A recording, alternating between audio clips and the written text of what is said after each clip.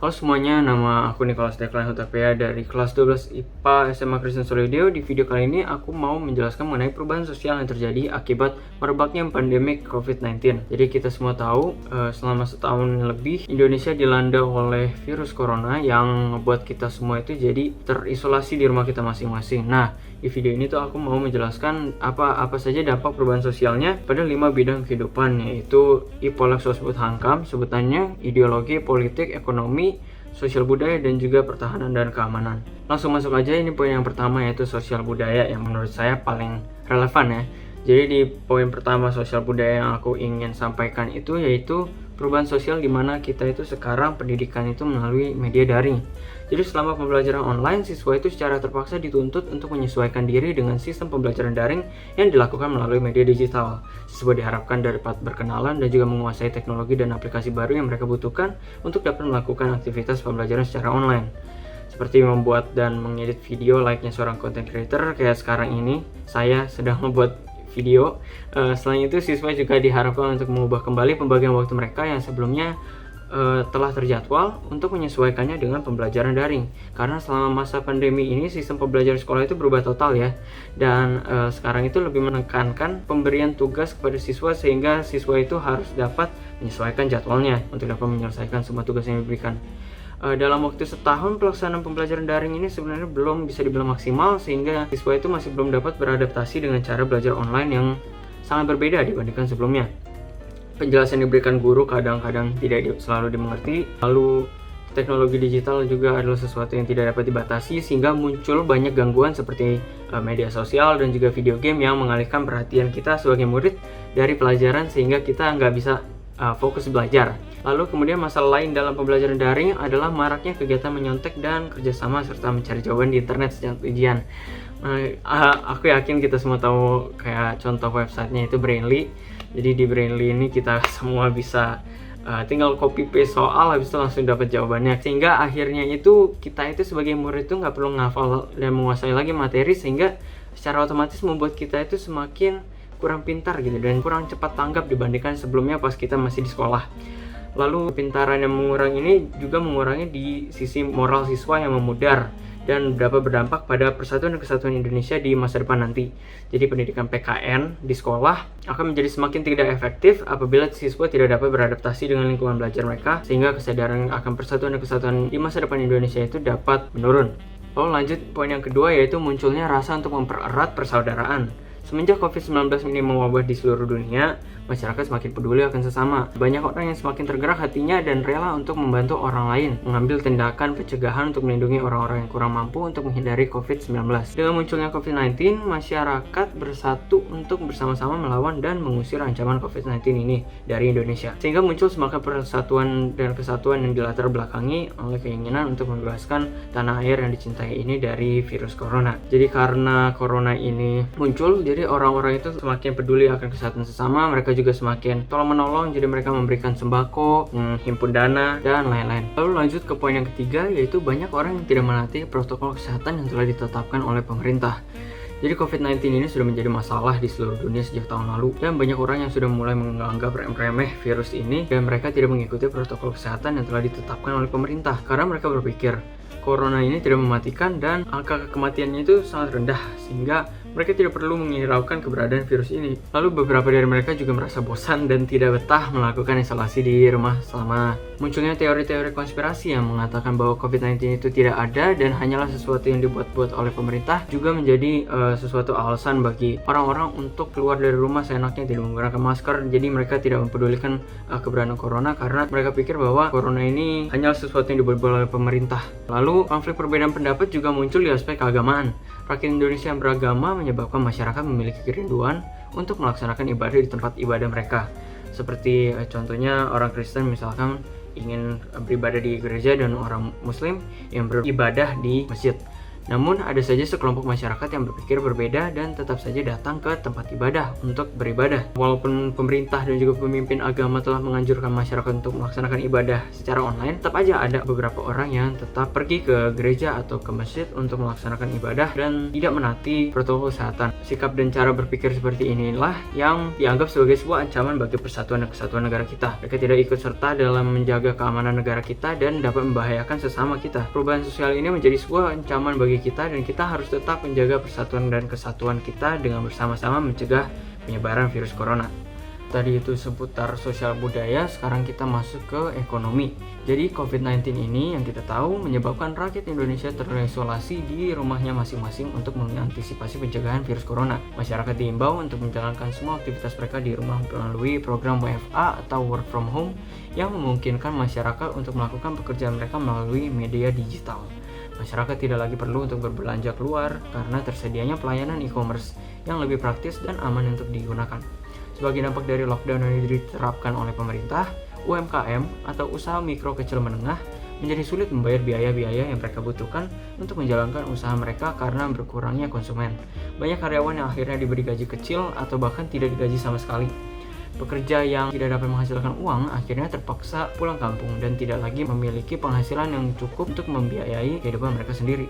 Hal ini menyebabkan banyaknya pengusaha-pengusaha yang kesulitan dalam mengelola bisnisnya sehingga gagal dan meningkatkan angka kemiskinan di negara kita. Dari segi pariwisata, lockdown yang diterapkan hampir di seluruh dunia menyebabkan anjloknya angka turis mancanegara.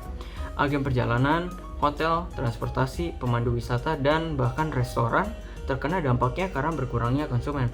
World Travel and Tourism Council memprediksi akan ada 75 juta tenaga industri perjalanan dan pariwisata yang bisa kehilangan pekerjaan mereka di seluruh dunia. Dunia manufaktur juga terpaksa menurunkan jumlah produksinya karena berkurangnya permintaan dari konsumen selama masa pandemi dan impor bahan baku yang menurun. Berkurangnya jumlah produksi ini juga diakibatkan oleh berkurangnya permintaan dari luar negeri sehingga berdampak pada kegiatan ekspor negara dan berbahaya bagi perekonomian Indonesia. Banyaknya pengangguran yang diakibatkan oleh susahnya mendapatkan konsumen selama masa pandemi ini menyebabkan melemahnya ekonomi Indonesia. Masyarakat kesulitan untuk membiayai hidup mereka sendiri serta terkurung di rumah. Masyarakat yang kurang mampu akan semakin terancam dari segi ekonomi dan segi kesehatan. Maka dari ini semua timbullah semangat persatuan dan kesatuan di masyarakat Indonesia. Keinginan untuk bersama-sama menyingkirkan COVID-19 yang selama ini membebani negara Indonesia menghimpun masyarakat untuk bersatu dan memberikan bantuan kepada orang-orang yang kurang mampu dalam menangani beban ekonomi dan beban kesehatan. Masyarakat menghimpun dana, membuka donasi, memberikan sumbangan berupa sembako, dan saling menyemangati sesama masyarakat untuk dapat melalui pandemi ini. Masyarakat yang tadinya kurang memikirkan orang-orang yang membutuhkan pertolongan, sekarang lebih simpati dan peduli lagi. Tidak hanya masyarakat, pemerintah juga ikut serta dalam memberikan bantuan seperti sembako kepada orang-orang yang membutuhkan. Lalu lanjut ke bidang politik. Dampak COVID-19 pada bidang ekonomi yang menimbulkan banyak terjadinya pemutusan hubungan kerja atau PHK apabila tidak disegera ditangani oleh pemerintah, maka akan dapat berujung kepada krisis sosial yang menyebabkan masyarakat terpaksa untuk mencuri, membegal, merampok, dan melakukan aksi kriminal lainnya demi keberlangsungan hidup mereka. Upaya pemerintah sekarang belum dapat menanggulangi dampak negatif COVID-19 sesuai dengan yang diharapkan. Jumlah pasien yang masih melambung tinggi dan kondisi ekonomi Indonesia yang belum membaik dapat berujung pada meningkatnya krisis politik di masyarakat. Dampak nyata COVID-19 pada bidang politik juga dapat kita lihat saat ditundanya pilkada serentak dari tanggal 23 September tahun lalu menjadi 9 Desember 2020. Lalu Presiden Joko Widodo juga menegur jajaran menteri karena program dan dana yang dikucurkan tidak mengalir secara optimal hingga ke masyarakat. Teguran ini bermuara pada implikasi politik sehingga Jokowi merombak kabinet dan membubarkan lembaga negara untuk mempercepat pemulihan negara dari COVID-19. Kondisi ini menunjukkan kepada jajaran pemerintahan bahwa COVID-19 harus ditanggapi dengan lebih serius lagi serta menunjukkan keseriusan Presiden Jokowi untuk menjaga solidaritas agar tidak terjadi krisis politik di tengah pandemi. Sekretaris Jenderal Majelis Ulama Anwar Abbas mengatakan bahwa dalam hal menanggulangi dampak pandemi, banyak ditemukan pihak-pihak yang masih berjalan dengan rencananya sendiri-sendiri dan tidak bersinergi dengan baik. Apabila hal ini dibiarkan begitu saja, maka berpotensial menimbulkan benturan antara cara pemerintah, tokoh politik, dan pemimpin masyarakat dalam mengatasi krisis. Melihat situasi negara sekarang, masyarakat menjadi lebih kritis menanggapi kebijakan-kebijakan yang diambil oleh pemerintah untuk memulihkan bangsa ini. Gerak-gerik pemerintah selalu dipantau oleh rakyat dan rakyat selalu menuntut pemerintah untuk memperbaiki kondisi negara secepatnya agar rakyat dapat dapat kembali beraktivitas seperti biasanya. Namun seperti yang kita ketahui, pada dasarnya hanya mengandalkan pemerintah saja itu tidak akan menghasilkan apa-apa.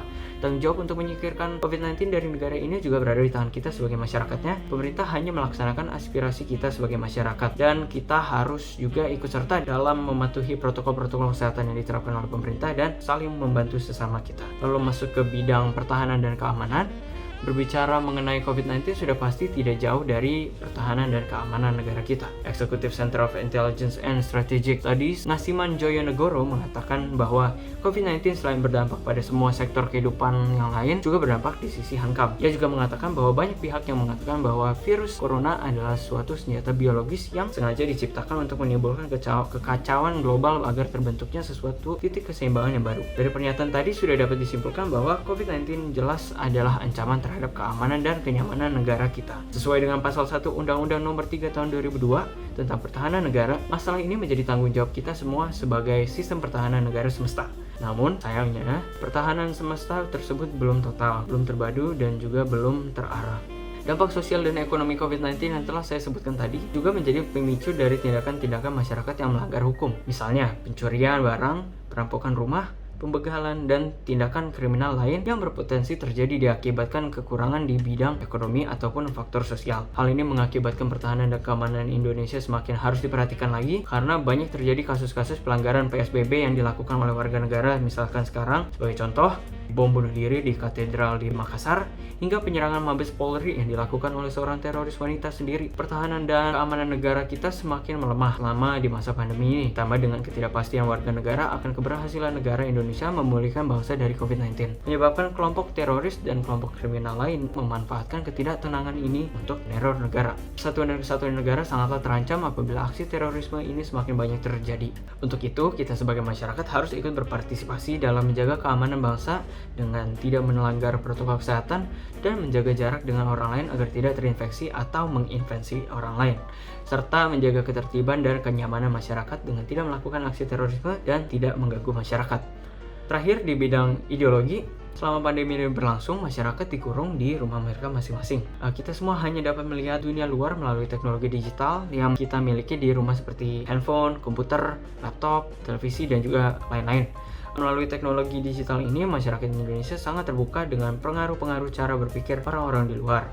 Sebagai contoh, orang-orang yang tinggal di bagian barat sana dapat dibilang lebih menyepelekan masalah COVID-19 yang ada di negara mereka dan tidak memedulikan protokol kesehatan.